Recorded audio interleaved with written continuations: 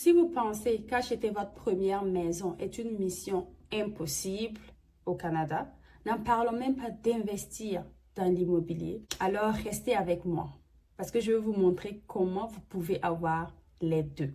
Dans cette vidéo, je vais vous montrer comment des Canadiens et des immigrants au Canada réussissent avec des revenus normaux à non seulement avoir leur première propriété, leur première maison, mais également gagnent de l'argent avec celle-ci.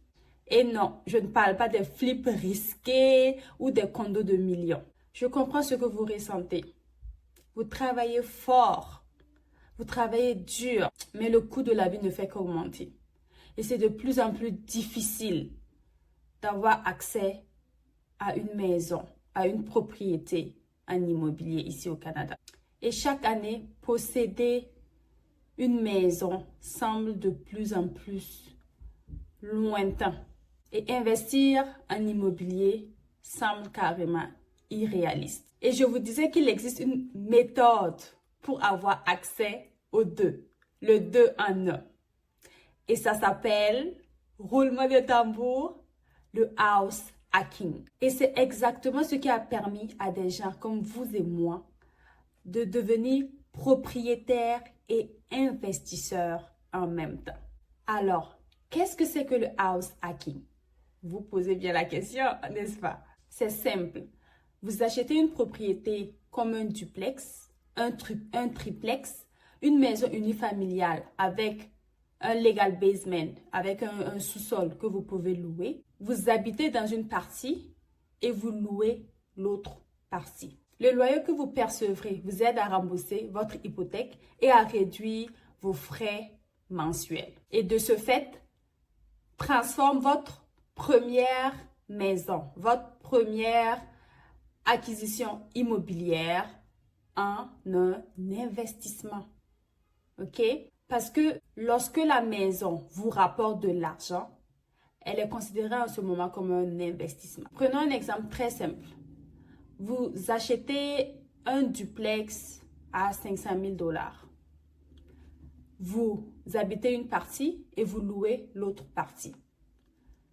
Grâce à cette méthode de house hacking, en fonction du taux d'intérêt de votre hypothèque, disons que vous deviez payer 3 000 $ par mois, cela peut ramener vos paiements mensuels à peut-être même à moins de 1 000 $ par mois. Ce qui signifie qu'une autre personne vous aide à rembourser votre bien et en même temps, votre bien prend de la valeur et vous bâtissez de l'équité sur votre maison qui peut ensuite vous permettre d'aller chercher votre deuxième bien immobilier, puis le troisième, puis le quatrième, puis le cinquième et ainsi de suite. Pourquoi cela fonctionne même avec un revenu moyen?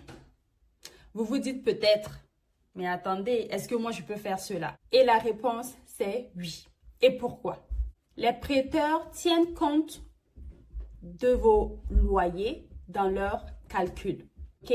Donc cela vous aide pour l'hypothèque. Deuxièmement, le fait que vous vivez dans une partie de la maison vous fait être éligible à seulement payer 5% de mise de fonds au lieu d'un 20% et plus de mise de fonds pour seulement une propriété d'investissement. OK?